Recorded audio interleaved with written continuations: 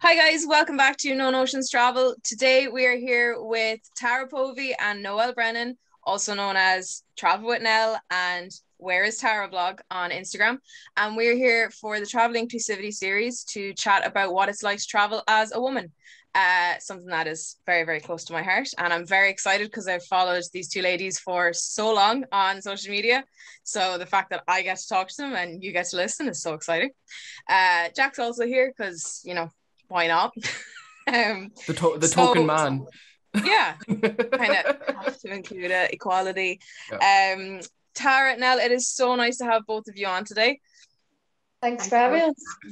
Hi everybody, I'm Tara. I run a travel blog called whereistara.com or Where is Tara blog on Instagram. I've been traveling and doing my blog for about 7 years now. Oh my god. And it's all about sort of adventure travel and the outdoors and a little bit of colorful lifestyle thrown in there as well. Cool. And Nell? Hi everyone. My name is Noelle, but you can call me Nell.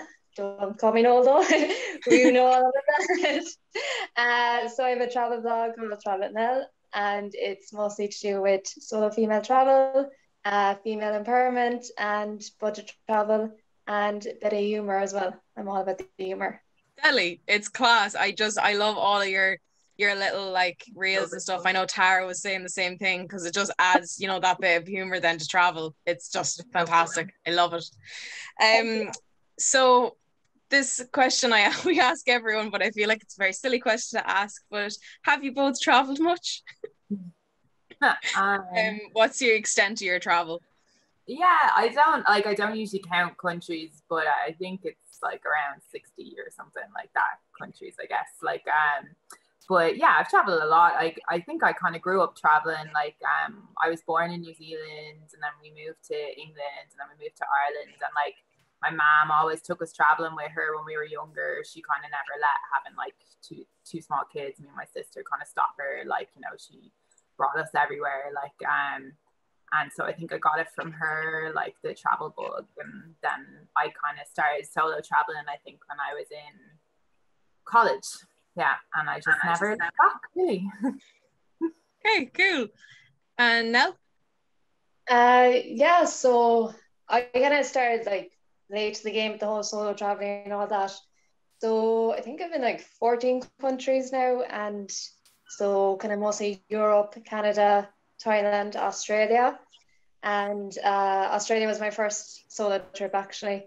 And so yeah, there's still a lot to do, and I think the pandemic has definitely delayed me a bit, but we'll get there. We'll make it all up again. Yeah. And I know your story, I've read it on your blog, but if you wanted to tell people, it is really inspiring where you just kind of decided one day, I need to go and see the world. I need to just drop everything and go.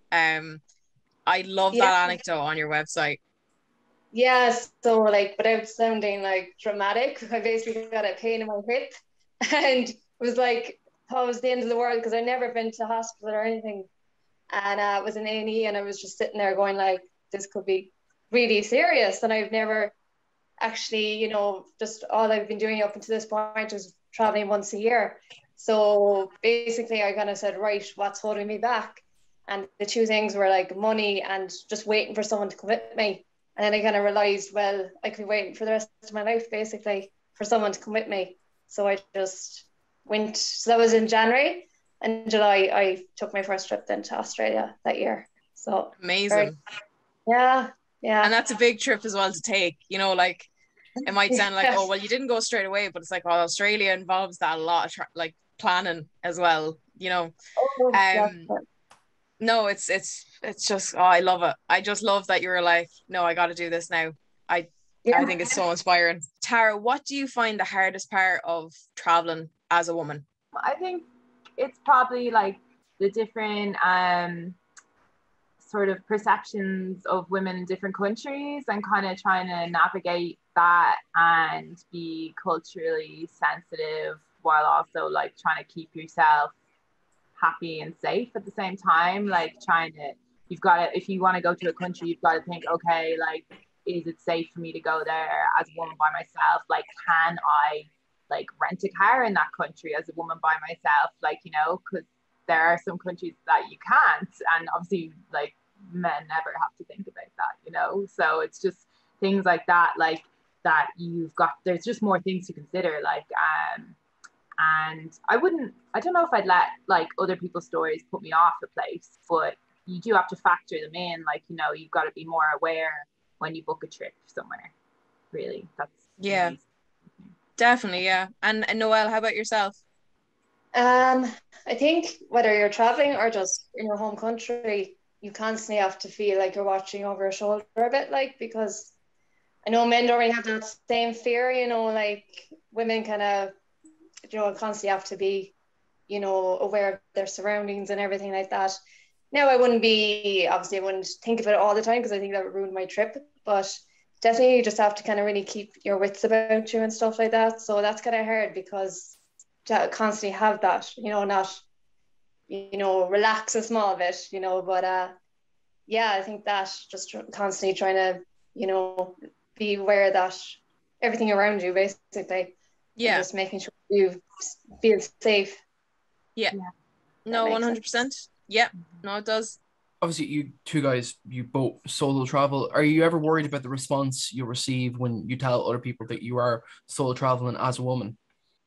I'm not worried about it, but I know that I will get it, like if I go to certain places. Like my first like big solo trip to somewhere that wasn't an English language country, you know, I went to South America for 2 months by myself after I finished my master's, and I was supposed to go with a group of girls, but they just cancelled, and I was like, well, I'll just go by myself. But when I told my family that I was going by myself, they were like, oh my God, like Brazil, Peru, like that's so dangerous, you're a blonde, like pale girl, like it's gonna be terrifying.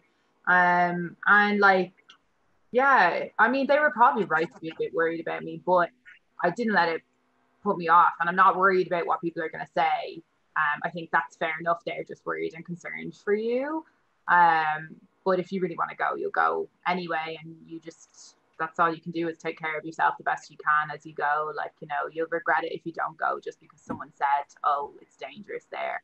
And like, people told me so much negative stuff about Brazil, and actually Brazil for me was the best experience that I had on that trip. Like, I didn't really, like, I saw some dodgy stuff, like, you know, pickpocketing and stuff like that, but I didn't really have a bad experience in Brazil, whereas no one was really worried about me in Peru, and I'd say I had more rough experiences in Peru than anywhere else. So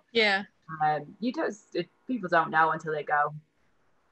Yeah, I think that's very, very true. Definitely. I find it even myself, if I'm turning around even to my family and going, yeah, no, we're going out here, but I'm actually just going by myself now because everyone else cancelled, and they're like, yeah, but you know, are you like, where are you staying, and like, are you sure now you should be going by yourself? And you're like, it's Brussels, in fairness, like, and I'm going for a day, so I think I'll manage it. Your family will always worry about you, though. Like, sure, if I go up to the shops by myself, my granny would be like, be careful. So you know. Yeah. My granny panics when she hears that I go up the north. She'd be calling me all the time. It's gotten to the stage now where I can't tell her anymore, because in her head it's like the troubles are still there, and she's like, I don't know why you're going to Belfast. I don't know why you're going there. And I'm like, because it's actually a class city. Sorry. Yeah. I'm not going to stop going. And how about yourself, Noelle? I think people just have gotten used to me at this stage of going by myself, but definitely at the start there was like, and you're going by yourself, like, and are you not afraid? Or, you know, and you're kind of, they're having like putting words into your head, and you're like, oh shit, maybe I might not go. Oh yeah, edit that out, by the way. But like, you're just frightened then yourself, but then you're kind of like, no, I'm just going to listen to my gut here and just go for it. And yeah, I mean, I suppose like that now, you were saying about your nana, that kind of generation would be afraid of all that thing, you know, they haven't been used to solo traveling or anything like that. Whereas it's just more accommodating nowadays, I suppose. And a bit more safer these days as well. Yeah, exactly. I think it's that fear of the unknown. You know, it's like, you have no idea what it's like out there, so you shouldn't go. Like, it's the straight opinion straight away. Like, I think a lot of it's just fear in your head, but once you kind of conquer that, you're flying road then after that.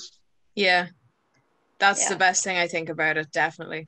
And that's why I love talking to other people who just bite the bullet and go, I'm not going to think about what everyone else is saying, because you know, if other people are going, then why can't I? Like, obviously you can go there, you know, it's like, right, well, I don't know about North Korea, you know, because I don't really hear too many people traveling there, but like, what's wrong with everywhere else? You know, I think that stigma is definitely attached to so many things. I think definitely as Irish people, it's so attached to so many unknown countries. Like, it's just embedded in us.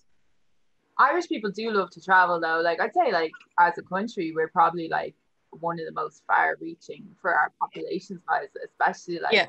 But yeah, you're right. Like it's more countries that like we know, you know, like America and stuff like that, that are easier countries, you know, like where there's no language barrier or big culture barrier.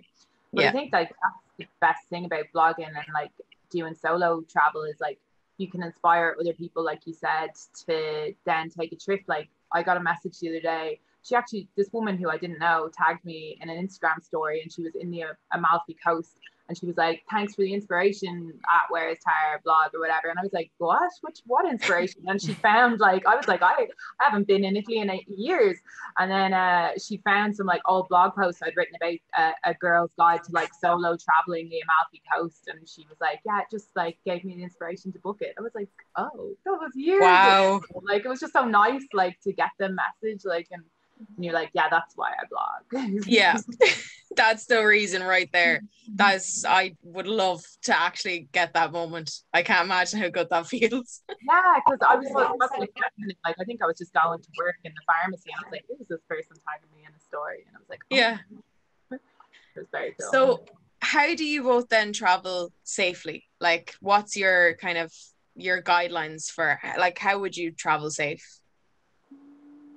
I think I always tell like my family like a brief overview of where I plan on going, and if I change my plans, I tell people, like, you know, because a lot of the time I will kind of just change my plans as I go about like my trip and decide to go somewhere else or book a different hotel or take a different flight. So I just always tell people so that, well, that's more like if anything happens to me, they'll know where I was. Yeah.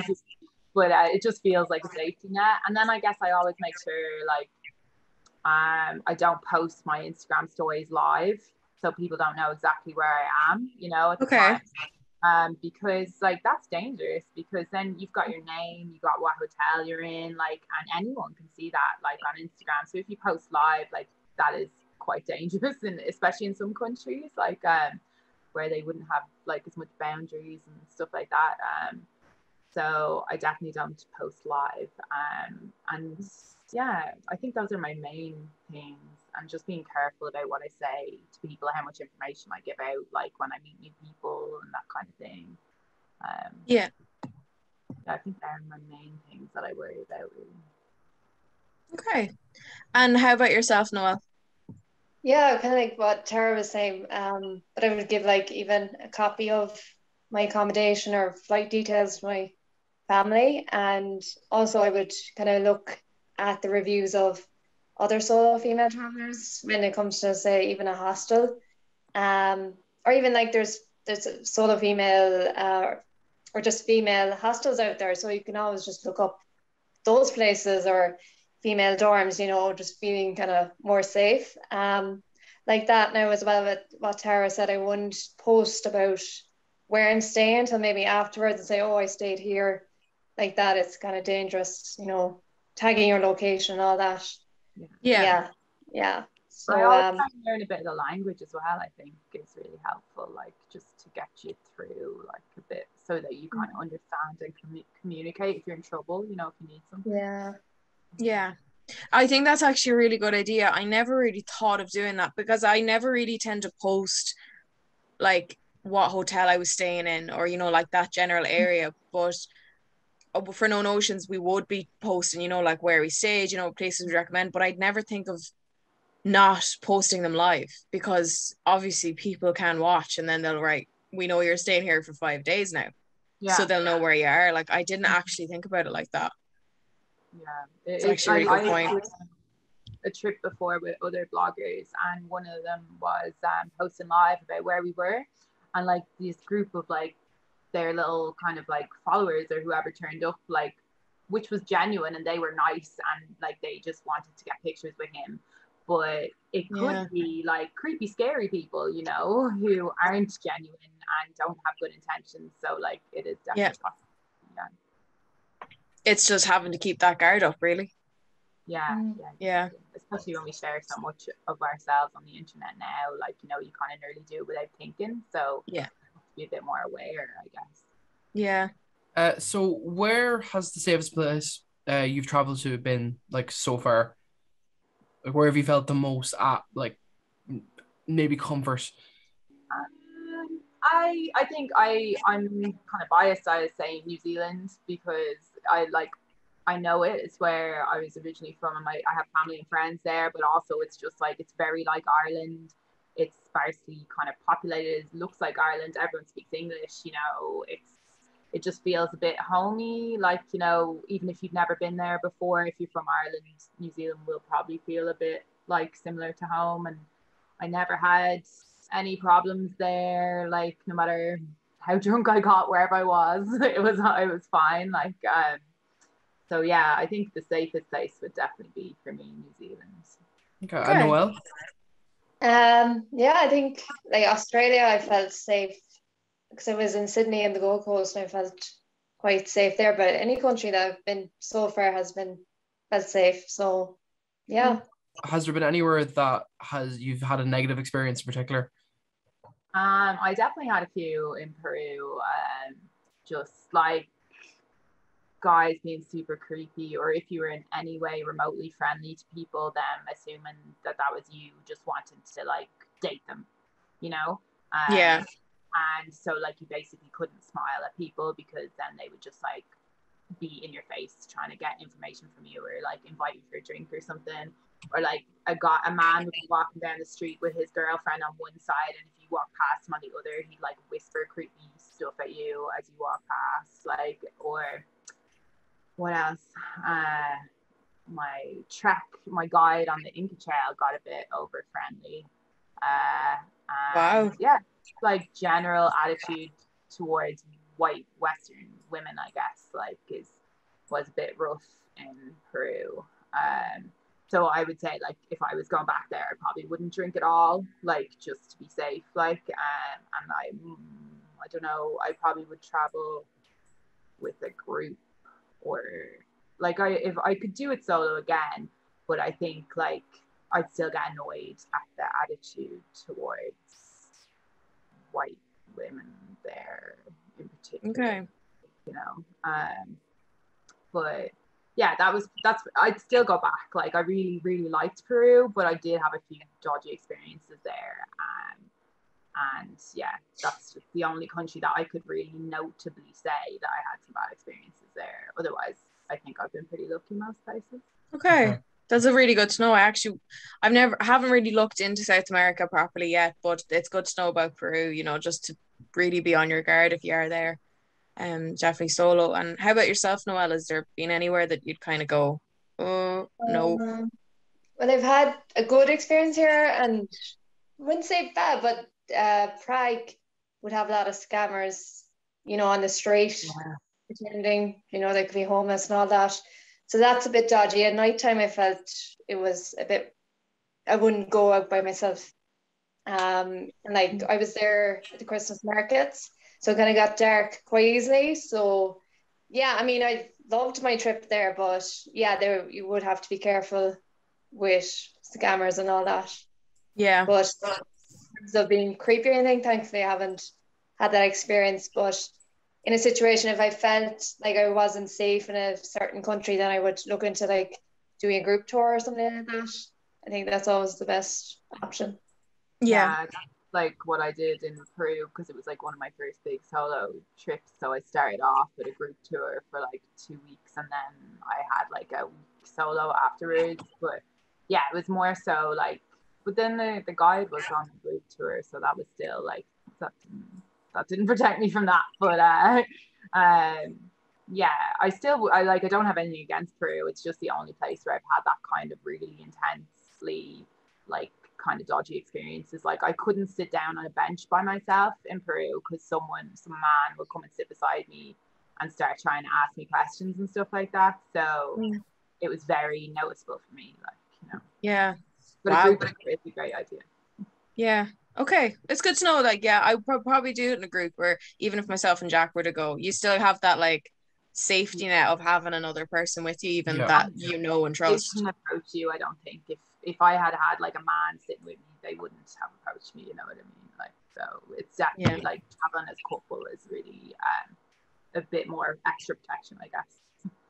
Yeah. Okay. That's good to know. So which do you prefer, following on from that question, which do you prefer, traveling solo or traveling in a group?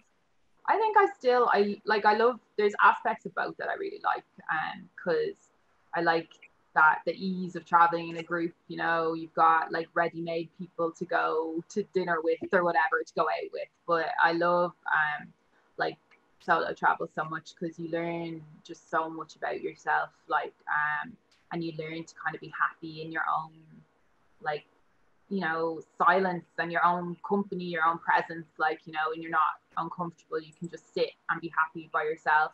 And but it also forces you out of your own comfort zone, so you talk to people, you make new friends, like you are, yeah, just like an enhanced version of yourself, that because at home you don't have to be any of those things because you've got the comfort of like group and pre-made friends. But when you go by yourself, you have to talk to people, you have to try new things by yourself. So I just think it's solo travel for me is always going to win because you learn so much about yourself. Like it's just a more transformative experience. Yeah. Okay. And how about yourself, Noelle? Which do you prefer? Like that, like there's different aspects, you know, with a group tour, you do feel safer and you get more, I suppose, cultural experience. But I think solo because I would be quite an introvert, so I do like my own time with myself. But also I do enjoy going on walking tours and getting to know people. And yeah, and I think I would say solo. I would prefer solo, but they're both great.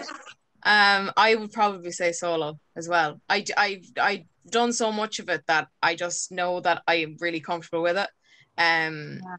But myself and Jack, if we got one trip to Paris in, and then the day we flew back, the lockdown came in. So we got very lucky to get that trip out of the way. But it was great, the two of us. But we haven't had enough experience now of traveling together for me to be able to say, oh yeah, no, I prefer traveling as a couple.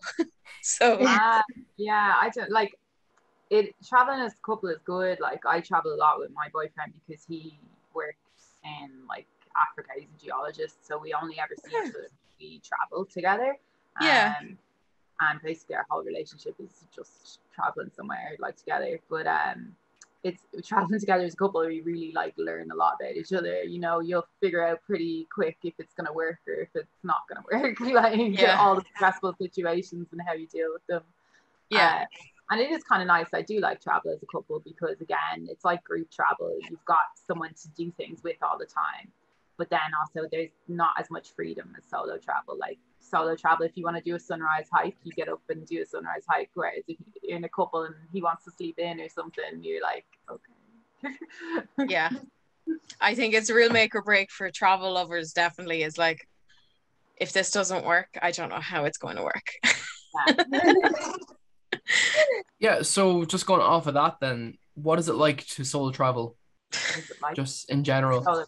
I just think like everyone should do solo travel. If you have something in your soul that you want to find more, like, you know, that you need something more, then you should solo travel. Like, because you just, I don't know, you find out so much about yourself. You learn what you can do, like, you know, how strong you are to deal with certain things, like when everything goes wrong, like, you know, and you still get through it and figure things out, or like if you end up in a bad situation, you still get through it, and like how much you can cope with by yourself, and like the connections you can make with people who you might have never had a chance to meet before. Like, you know, like I met my boyfriend when I was solo traveling in Portugal. I've met so many of my friends like on the road. And it's just people that you maybe wouldn't have known anything about their culture or their religion or their experiences before because you haven't met anyone like that before. But when you travel, you meet people from all different corners of the world. I just think it really expands your world, like your mindset and the way you see things. And I don't know, it's just great. Like, but it can be ups and downs. You can get homesick and you can be lonely sometimes, and you know, you have to take the good with the bad, really. But you know, worth it in the end. You never regret it. You don't come home and think, damn, I wish I hadn't done that. Like, you're always delighted you did it. Like, Yeah, I know exactly. It's a very, very good point to make. Is that, yeah, I don't think I've ever come home and gone, wish I didn't do that. You normally come home, if it wasn't a great experience, you'll still come home and go, "Ugh, didn't now go great, but I'm still glad I did it." You know? yeah, exactly. You never regret it. Yeah. And how about yourself, Noelle? I think it's just really great for self-development. Like when you're kind of, before you take your first trip, you know, you're anxious, you're nervous, you're like, oh, I wouldn't be able to do this. Once you do it, you just believe everything, you know, that you're capable of doing something that, like, you know, as we were saying earlier, I suppose people here in Ireland, they have that kind of mind frame of like, Jesus, you can't do that, you can't do that, you know. Whereas, you know, you come home and you just feel so much more confident in yourself. And like Tara was saying, it just expands your mind and your horizons. And I think you kind of just change as a person as well. Like for me, like I would have been a very anxious person before I started solo traveling. And now I kind of feel a bit more calmer and relaxed.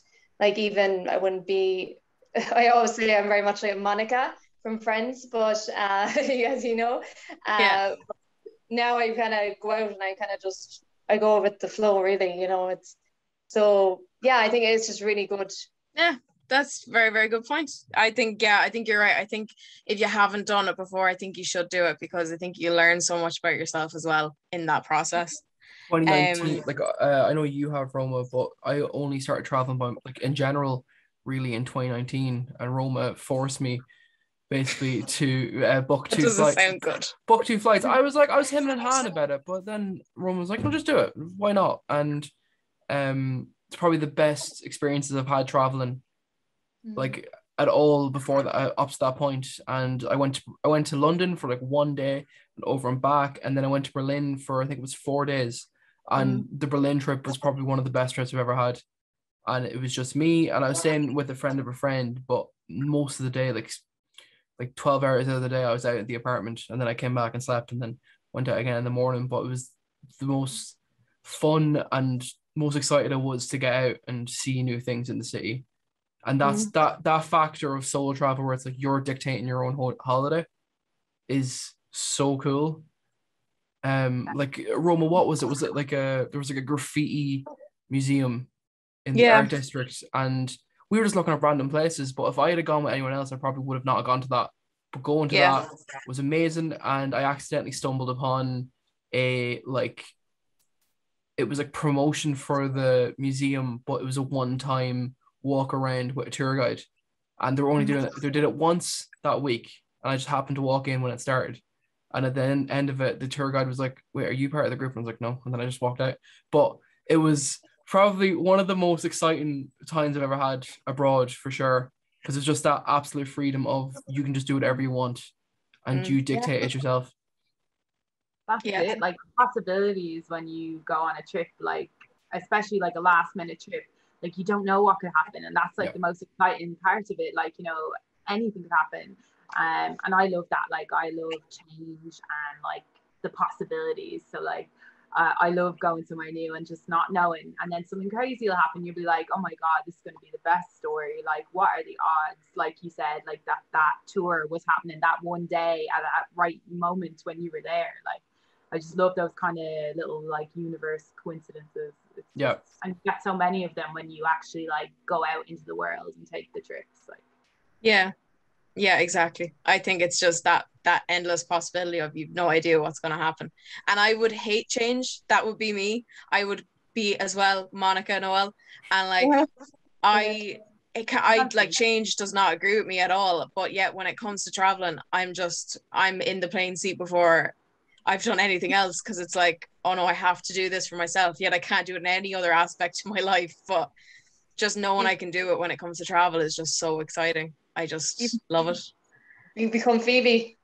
Yeah, exactly. Yeah. You become Phoebe. I noticed it on your cup when you were drinking, and I was like, oh, she's a Friends fan. That's put it on there. Princess Consuelo banana hammock. Yeah. Exactly. You become Phoebe, and I think that's the best transformation, definitely. Definitely. Yeah. More Um, relaxed. would you have any advice for any other women watching who would be afraid to travel? Yeah, I was thinking about this. I think if they're really afraid to travel, like I wouldn't just say, oh, just book it and go, because then you're not really understanding like their anxiety. I think maybe to start small, like, you know, if you're really truly afraid and you've never done anything like that, then start small and like book a little city break in your country. You know, like if you live in Cork, just book a city break for yourself in Dublin and do your own little solo trip and see how you get on with that. Like, you know, obviously solo travel isn't for everyone. If they're really going to be uncomfortable, then there's no point in saying everyone should do it, like, you know. But I think everyone should try it. So even just trying like something like that and see how you get on with that, and then like baby steps, maybe do a little European break, because you've got the safety net of knowing you can get home like easy within a few hours, you know. Yeah. Before you go booking yourself a solo flight like to Australia, and you get there and you might hate solo traveling and be completely anxiety riddled, and then you're like at least a day's flight away from home and it's an expensive flight, you know. Yeah. So I think start small, really. Yeah, that's good advice. And how about yourself now? Yeah, I agree with Tara. Even if it's just going for a coffee with yourself, it's just getting to know you. I think, like, definitely, I think in Ireland, there's a lot of people out there that don't want to be by themselves. They hate that loneliness. So it's, yeah, taking those small steps. Once you kind of do the small trip in Ireland or even in England or whatever next door, and go to the bigger countries.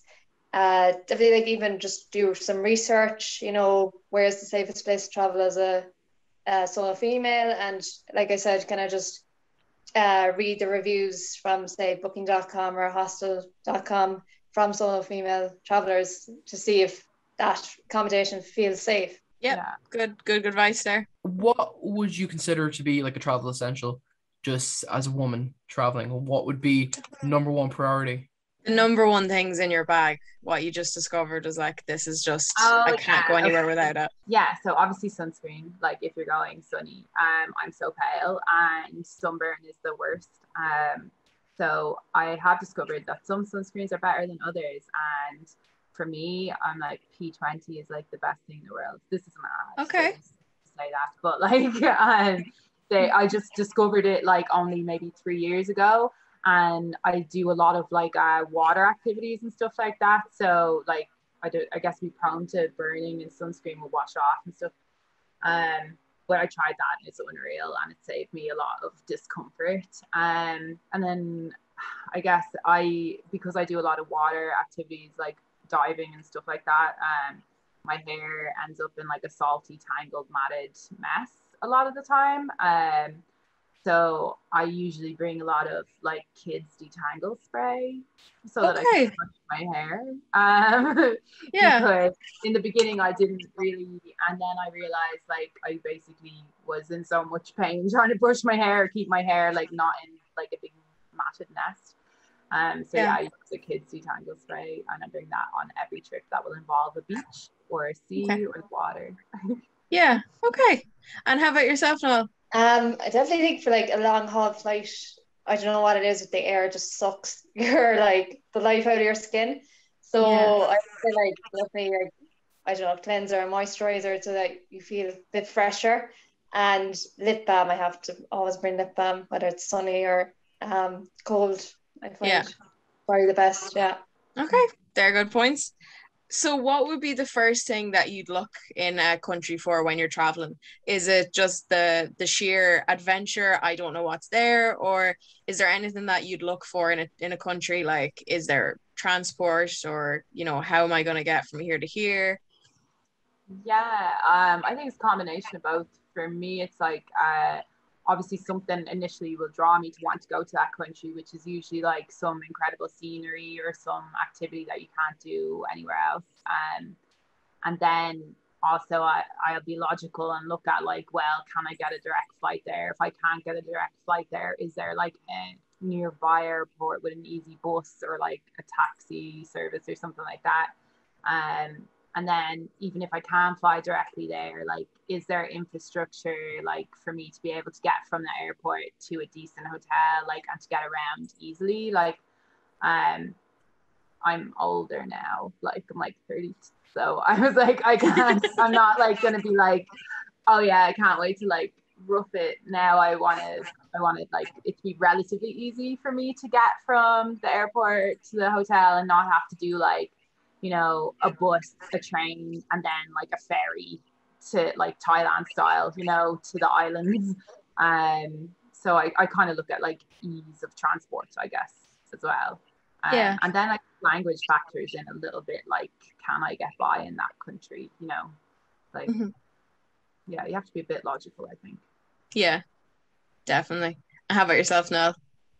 Yeah, like I agree with the trying to get from A to B, and if there's a situation where it just isn't possible, like I would look into the accommodation and see, do they do like shuttle bus service or something like that, or taxi service? You know, you kind of know that, well, hopefully that the accommodation would be always ringing the same taxi service so that you'd feel safe.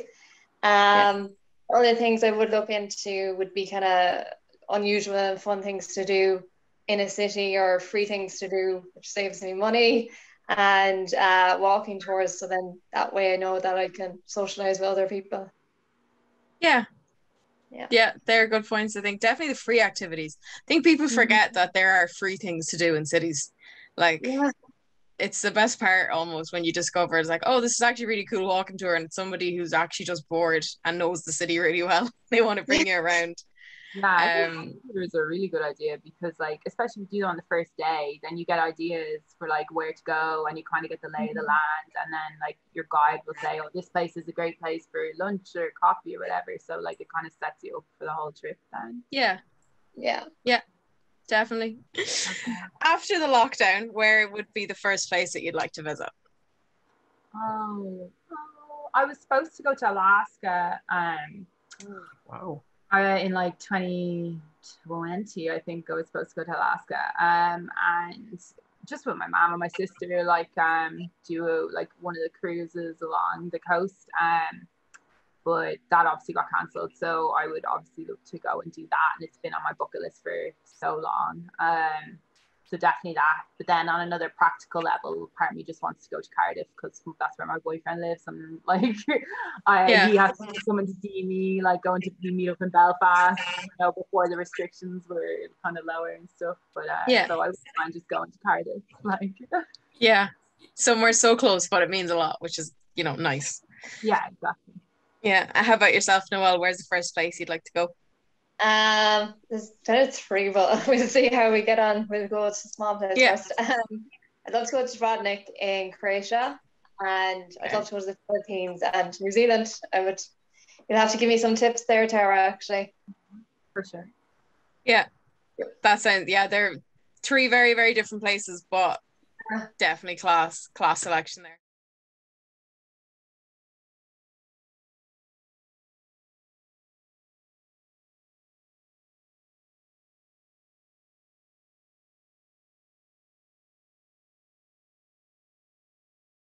A lot of advice out there is how you can get around things in the world, but how do you think the world could conform to you? Like, are there any ways that the world could be made safer for women who want to travel? That's such a hard question. It's the hardest question we ask. Like, how can the world? Well, like, you're not going to feel safe until like the world respects women. Like, so it's like you need to have the attitude in like every country, like that women are like equal human beings, and that no one's entitled to anything from us, like, you know, and that us being friendly doesn't mean anything, like, you know, and that we're not like what they see in the movies or whatever. And that's like every country, because obviously like even Western countries, it's still a problem. Like, so we're all still worried about ourselves in our own home countries anyway. Like we're still aware of what's going on and we're still watchful. So like until the whole of society like awakens a bit and respects each other more, like I don't know, that's what we need to happen, but that's a huge thing. Like I know hostels do offer like female only dorms, you know, and stuff like that, and you can ask like for female taxi drivers and things like that to make you feel more comfortable.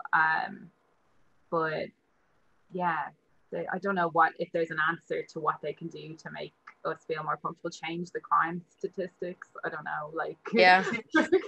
But it is such a broad question, but you are dead right in what you're saying. You know, like yes, there are some allowances made for women traveling, but you know, that's all fine and good if you have a female taxi driver until you get out and there's loads of creepy guys standing outside the bus station you're about to go into. You know, it's like, and it can like it can really upset you on your trip. Like you could have a great day and then some guys like catcalling you or something, or like, you know, some taxi drivers are creep and start saying creepy things to you, like, or like I don't know, anything, like, and it could ruin your whole day even though you've had an incredible trip. Like, and it's bad for the, like, it's not great for the country then, because like you'll have a negative perception of that country like then for a while, like and you know, obviously it's in everyone's best interest for that not to happen, like, but it's still so. Yeah, exactly. How about yourself, Noelle? Is there any ways that you think things could change? Definitely, I think there needs to be more awareness on social media about it. It's annoying that we have to be the ones to, you know, watch over our shoulders and all that. We have to learn self-defense. We have to do this. So I definitely think there needs to be kind of some sort of education put into schools or something from a very young age, so that we're taught that we're not objects. You know, that's what it feels like. Yeah, like I definitely think, and like educate your son, whatever. You know, like it's awful that we have to still live in this world of 2021 and, you know, feel like we have to dress ourselves down because if we show any bit of skin, we know that someone's going to whistle at us or something, or say something creepy, and you just feel really uncomfortable. So yeah, I think definitely more awareness on social media and just education in schools. Well, they're like men holding each other accountable too, you know, like it is not just like about like us educating men, like it's not your responsibility to do it. It should be our responsibility to take charge on that. Yeah, because there's obviously lots of great guys who are not like that, but like it's not enough for them to sit there and say like not all guys are like that. Like, you know, you're supposed to, you're not like, it's not about that. It's about like if you see your friend saying or doing something inappropriate, it's like saying, what are you doing? Like, you know, making him understand that it's not okay, like that kind of a thing. Like, and I think that's something that society struggles with too. There's kind of like a lad's mentality and people don't really call each other out on stuff like that. Like, yeah, that's a really good point, actually. You know, I don't think that point is said enough. It's like, why is it our responsibility, as Noelle said, for us to have to look over our shoulders and have to educate all the men? It's common decency. Like, why is it our responsibility to have to do everything? You know, it's so frustrating. It's so frustrating because it's such a big issue, and it's like, how do you work towards fixing it? Well, it's actually not. Like, it's not our responsibility at all to have to try and do that. The thing is, like, it shouldn't be your responsibility or any of your responsibility. It should be like in the part of like me. If one of my friends says something really sexist or really homophobic, that you should call them out, and like that's not okay, and that will stick with someone more so than someone else going along with it. Nearly, it's like it's not a welcome opinion, and that should be well known, and something that I think a lot more men need to make a point of doing, because it's a massive issue. Even in Ireland, it's a massive issue, and it never goes away, no matter what happens. And I wish it would just from the ground up, just men actually take charge on that if they say they actually do support women. Yeah, I think it is happening like more and more, but like, you know, you can see it by generation, you know, people becoming more sensitive to other people's like struggles and stuff. So So hopefully, like in a few decades, it'll be a bit safer. Yeah, you're right. A depressing sentiment. Yeah. Also, from both men and women, there's a lot of shaming as well. You know, oh well, she wore that. She was asking for it. Like, no, like, do you know what I mean? No. Yeah. Victim blaming. Yeah. It's like, well, it was her fault. She did all of that.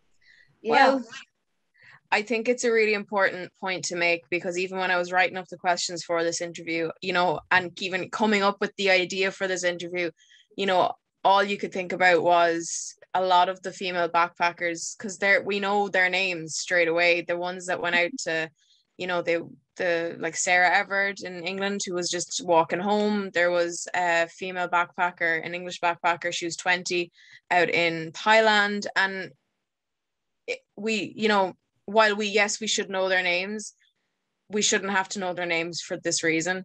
Yeah. And it was something really important that, you know, we covered on this, was while we hope that everything is getting better, but it can't be ignored either for ourselves, that yes, we do have to look over our shoulders, because in the news we just constantly hear of girls going missing if they're backpacking, or, you know, we don't want to scare people off it either, but until it is fixed, it's still an area of our lives that we still need to really like look at. And it's, again, it's shitty sentiment, but it's true, you know. Particularly when I was writing these questions there, all I could think about was like, in an unsensitive way, like, how do you talk about this knowing that these women probably followed that same advice that we're talking about right now on this episode, you know? Even like the laws are just ridiculous. Like, you know, and I saw something the other day that a lot of women don't come forward that have been raped, because there's just no justice really like that. As I was saying earlier, I think I saw it a few years ago, and I think it was in Cork. Some judge said, well, she was wearing that underwear, so like, she was asking for it, you know. It's crazy. Stop. I get so angry about stuff like this. Like, because, you know, like, if you react to something that someone says online about women, or like if something that a man says to you now, like, you know, your friend or something, and you maybe get really angry about it, and they're like, oh, stop overreacting. And I'm like, it's not just this one thing that you said to me, it's like everything that we deal with, like our whole lives, that's like stuck inside, and it comes out, like, you know, when you get that one cat call, or that one like creep in a bar saying something to you, like, it's not just, it's the whole legacy of stuff you've been hearing your whole life that you can't do anything about, like, you know, or, well, you can try, but it feels like you're not making any progress, you know. And then you see stories of these women, and it's happening to them. And like, when you get outraged, like when the women in London held a vigil, they were told they were being like disorderly, they were causing problems, and they were broken up by the police. But when men have like a football game and they get rowdy and crazy, and they're like, the police are like, cool, enjoy, you know. They're passionate. So, like, they're just passionate about what they believe in, you know? And like, it's just, I don't know, I get so angry about it. Like, so I have like this deep well of rage about it, like. And yeah, like, and now, like, what you're saying about women not reporting, like, that kind of thing, I totally get it. Like, when I was in Peru, I got like drugged by this guy, and like, the bartender in my hostel, and he came into the room and tried to like basically rape me. But I was in a group dorm room, and a girl like woke up and saw what he was trying to do. Like, and I was so totally out of it, I didn't really know what was happening. Like, I didn't even know until the next day, and she told me. So like, I didn't want to report it. Like, you know, it's just like, it's just so, I just want to forget it happened. Like, and like, she was like, no, we need to do it. And she had a Peruvian friend, and we went to the police, but I might as well not have gone, like, you know. And it was hours I was there, and they were asking me how many cocktails I had, what I wore, like, you know, all this kind of stuff. Like, and it was just like, it was a total nightmare. Like, and I'm glad I did it, because it's just another bit of paper evidence, I suppose, against a man somewhere. But like, nothing happened, you know. Like, and I totally get why people don't report it, because it's so easy to just like go to bed and not do anything and pretend it never happened and bury it and like keep going, because especially when you know that the outcome is likely going to be that nothing happened anyway, and you'll just go through a lot of heartache and nothing will happen to them, and even if they do get sentenced, it'll be like a few years and they're out for good behavior or something. Like, exactly. So everything in the system doesn't support women in those kind of situations. So until that changes, I'm so sorry that you had to go through that. That is horrific. That's like, that was crazy. I've actually never talked about that like on an interview before, but I get so angry about stuff like that, like, you know, and actually like my situation, it could have been so much worse, but like it it was, and it didn't put me off. Like I still had so many good like experiences after that. I still solo traveled afterwards.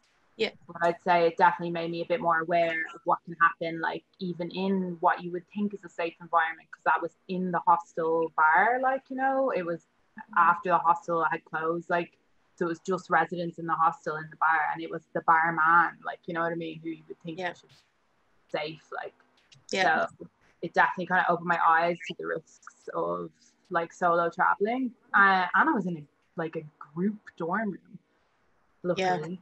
But it was, I don't know, it was just a crazy experience, but I still liked my time in Peru. It was just one part of something that happened while I was there. Bombshell dropped. It's like, I've been like at most catcalling, and even I was catcalled in Lisbon, and while I just kind of you know kept going, but I've never forgotten it either, and that was like 3 years ago, and it's a case of like, it happened and I'll never forget it happened, but I like there's nothing that could be done there, and he made me feel uncomfortable for the rest of the day, and he was literally just 3 second, you know, teasing 3 seconds in my life, and he'll never think about it again. And it's etched into my mind now forever that whenever I go traveling, that could happen again. And, you know, I just think the onus shouldn't just have to be on us, while we have to look for the female only dorms, and we should have to only look for the female taxis. And, you know, it's why is it all on? We have enough shit on our plate. Why do we have to handle all of this as well on everything else? It was like so long ago, maybe 9 years or something, but like it took me a long time. I wasn't the same afterwards, like for months or maybe a year, like, you know. I was just so like anything would set me off, you know. If anything happened with men, like I would just go like crazy, like, you know, like some creep said something to me in a bar when I was living in the UK, and I was just like, like, I could be your sister, would you say that to your daughter, like going crazy. I got kicked for the bar, but like I just had for good reason. For good reason as well, though. You stood up for yourself there. I was my fault. Like that guy just walked up to me and said nice tits. So, you know, like, you know, I was aggro for a good reason. But I don't know. I feel really strongly about like feminism. Super aggressively. Yeah. And we should.